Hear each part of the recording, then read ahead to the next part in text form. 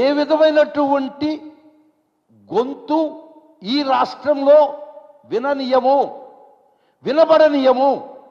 ఒకవేళ ఎవరైనా కానీ వినిపించడానికి ప్రయత్నిస్తే నలిపేస్తాం. మీరు కాన్స్టిట్యూషన్ మీద ప్రమాణం చేసి అధికారంలోకి వచ్చారే. ఆర్టికల్ 19, 20, 21, 22 ఎందుకు ఏమైంది? ఫ్రీడమ్ ఆఫ్ స్పీచ్ అబ్సల్యూట్ అని నేను చెప్పను.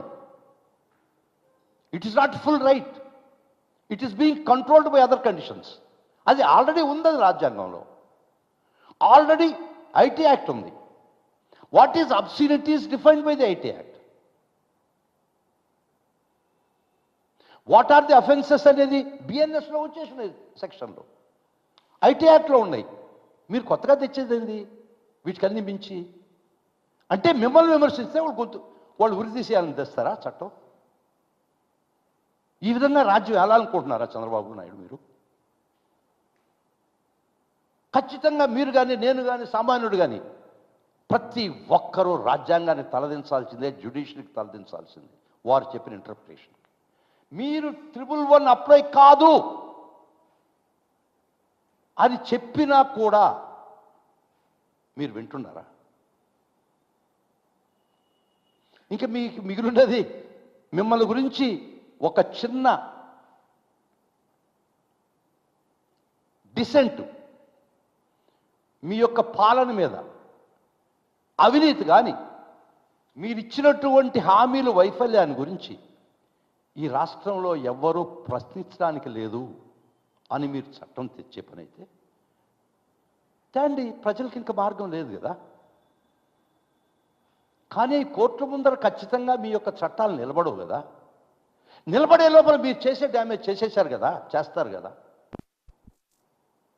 మేము కోర్టుకు పోయి మేము దాన్ని అన్కాన్స్టిట్యూషనల్గా డిక్లేర్ చేసే లోపల అయిపోయి విస్తృతంగా విజృంభిస్తారు కదా. అదే కదా ఈ రాష్ట్రంలో సోషల్ మీడియా కార్యకర్తలకి రక్షణ పొందే లోపల వాళ్ళ జీవితాలు తుంచేశారు కదా మీరు.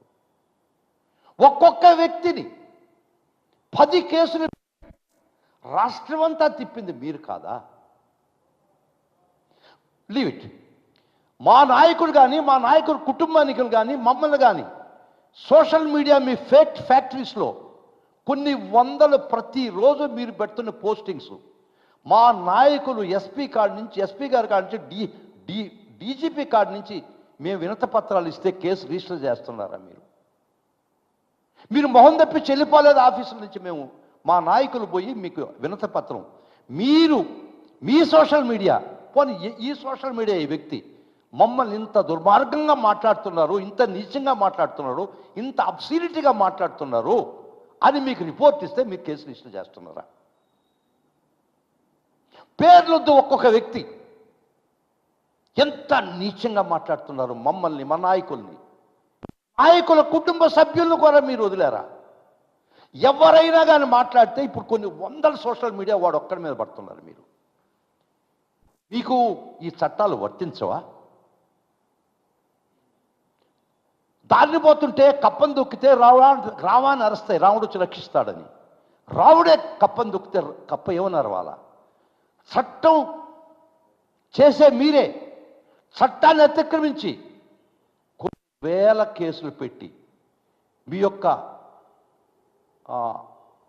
ఆనందాన్ని మీరు పొందుతుంటే ఏది ప్రజలకు మార్గం చెప్పండి?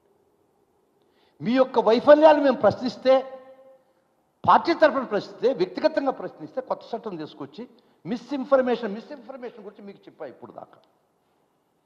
మీకన్నా ఆద్యుడు, మీకన్నా ఆదరు, మీకన్నా ఆద్యుడు, మీకన్నా ఆదరు, మీకన్నా బ్రాండ్ అంబాసిడర్ మిస్ఇన్ఫర్మేషన్ స్ప్రెడ్ చేసే స్థానంలో ఎవరైనా ఉండారా? Please Zoom it. ఈ దేశంలో ఎవరైనా ఉండారా? ఒక్కొక్క మిస్ఇన్ఫర్మేషన్ తీసుకొస్తే మీకు అందరూ సర్క్యులేట్ చేస్తప్పుడు పబ్లిష్ చేయండి. మీరే ఆద్యుడు కదా, యు ఆర్ ది ఆథర్ కదా, యు ఆర్ ది ఎన్సైక్లోపీడియా కదా. మీరు మిస్ఇన్ఫర్మేషన్కి మీరు వైజాగ్లో ఎవరు సంధ్యా హక్కు అనేవాళ్ళు ఎలక్షన్కి ముందర వాళ్ళు ఈస్ట్ తెప్పించుకుంటే 25,000 టన్నులు డ్రగ్స్ వచ్చినాయని మీరు ఎంత విష ప్రచారం చేశారు, ఎంత మిస్ఇన్ఫర్మేషన్ స్ప్రెడ్ చేశారు. మీరు చేసినటువంటి మిస్ఇన్ఫర్మేషన్ స్ట్రాటజీ వల్లనే కదా ఈరోజు మీరు అధికారంలోకి వచ్చింది. అదే మీకు కంటగింపుకి వచ్చిందా ఇప్పుడు? అదే మీకు ప్రాబ్లం అయ్యి కూర్చున్నది కదా.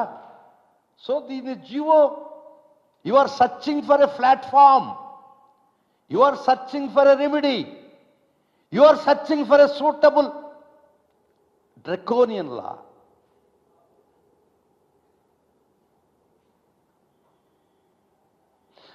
ఒక్కటి మటుకు చెప్తున్నా, మళ్ళా మీకు చెప్తున్నా నాయకులారా, టీడీపీ నాయకులారా, చంద్రబాబు నాయుడు, ఈ సృష్టిలో nothing in the nature blooms for the year long. ఈ సృష్టిలో సంవత్సరం అంతా ఏది పువ్వులు పుయ్యదు. Nothing in this nature blooms for the year long. ఎల్లకాలము పుష్పించరు మీరు కూడా. మీరు ఈ చట్టాన్ని ఖచ్చితంగా అమలు కాదు, తీసుకురాలేరు, దాని వేరే విషయం. తీసుకొస్తే ఎవరు చెప్తారు సామెతి, I came from village background, ముందర వచ్చి నేను సంతోషపడబాకు అంటే అది తొలకర్లండి ప్లీజ్. ముందర వచ్చినాయని సంతోషపడబాకు, వెనకబడే పాటు చూడు అంటారు మా ఊర్లో. అంటే జూన్లో తొలకర్లు వచ్చేస్తాయి పాపం. అంటే ఒక్కొక్క భాష్యం చెప్తారు ఆ ప్రావెర్బ్కి. ముందర వచ్చి నేను సంతోషపడబాకు, వెనకబడే పాటు చూడంటే తొలకర్లు ముందర వస్తే రైతులు సంతోషంగా నాగళ్ళు ఎత్తుకుపోయి దున్నుకునేవాళ్ళు.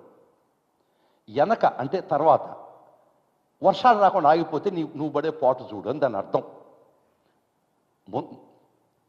ముందర వచ్చి నేను సంతోషపడితే వెనకబడే పాటు చూడు అని.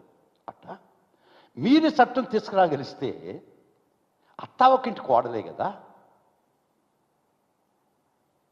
ఇదే విధంగా ఉత్తరప్రదేశ్లో జరిగింది.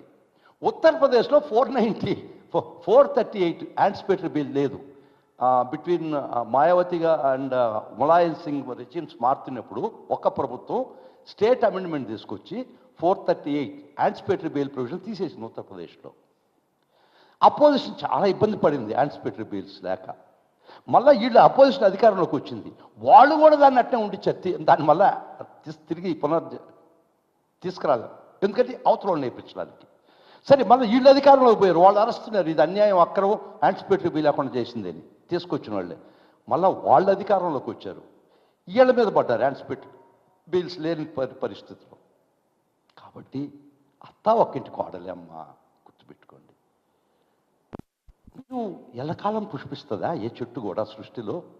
అది సృష్టి ధర్మానికి విరుద్ధం అమ్మా, ప్లీజ్ వద్దు, don't try to do it. అధికారం ఇస్తే మీరు ఏలుకోండి, ప్రజలకి ఏదో మంచి చేసుకోండి, మంచి చేసుకున్నామని చెప్పుకోండి. మీ ఖచ్చితంగా మీ వైఫల్యాలు ఎండగడతారు. That's a part of democracy, that's a beauty of democracy, that's a part and parcel of Indian constitution right from article 14 to 9 to 2021. ఇది ఎవరో హక్కు లేదే.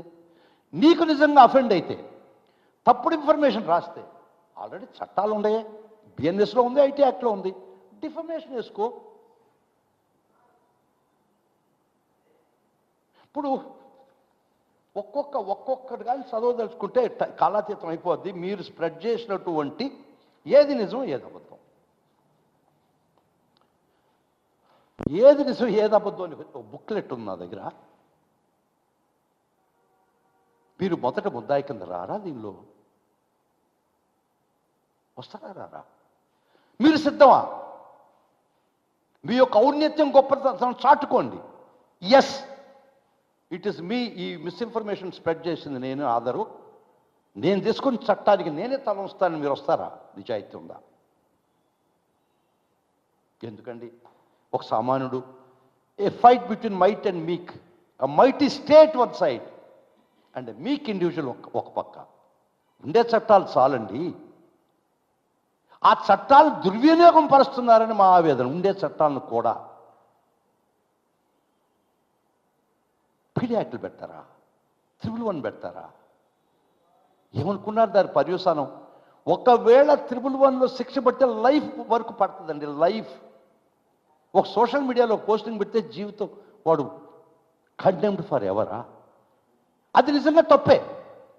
నిజంగా మిస్ఇన్ఫర్మేషన్ పెట్టి బూతులు పెడితే ఖచ్చితంగా ఖండిస్తాం, కోర్టులు తీసుకుపోతాం, పోలీస్ స్టేషన్కి తీసుకుపోతాం, శిక్ష ప్రయత్నిస్తాం. ఆ చట్టాల పరిధిలో మాత్రమే. మీ ఫ్యాక్టరీల్లో, మీ ఫేక్ ఫ్యాక్టరీల్లో ప్రతిరోజు తయారవుతున్నటువంటి ముడి సరుకు, ఫైనల్ సరుకు, వాటి మీద కూడా చర్చిస్తాం, వాటి మీద కూడా ఆదేశించండి కేసులు పెట్టమని. అప్పుడు మీ నిజాయితీ బయటపడద్దు. కాబట్టి ప్రజలారా, ఈరోజు నాకు ఈ అవకాశం వచ్చింది. వైఎస్ఆర్ కాంగ్రెస్ పార్టీ తరఫున జగన్మోహన్ రెడ్డి గారి యొక్క ఆలోచన విధానం, వైఎస్ఆర్ కాంగ్రెస్ పార్టీ యొక్క పాలసీస్ ప్రకారం ప్రజాస్వామ్య పరిరక్షణ కోసం, డెమోక్రసీ బ్రతకాలని కోరుకునేవాడిగా, జ్యుడిషియరీ ఒక్క రక్షణలో మనం తలదాచుకోగలుగుతున్నాం అని ఆలోచించే వ్యక్తిగా మీ ముందరకు వచ్చా. I want to bring an awakening. ఒక యూత్కి ఇది సింపోజియం, ఇది సింపోజియం, ఏ క్లాస్ లైక్. ఖచ్చితంగా ఈ రాష్ట్రంలో ఎవ్వరు కూడా వాళ్ళని ఇది తప్పు అనే పరిస్థితి ఉండదు, ఉండపోదు. 2 మీడియాలు ఉన్నాయి. మెయిన్ స్ట్రీమ్ మీడియా మీ భజన మొత్తం మీదే. భజన చేసేదని ఒక మెయిన్ స్ట్రీమ్ మీడియా ఉంది. ప్రజలకి వాస్తవాలు తెలిసే పరిస్థితి లేదు. మీరు ఏం చెప్తే అదే. ఇంకా అట్లీస్ట్ ఒక సోషల్ మీడియా ఉంది.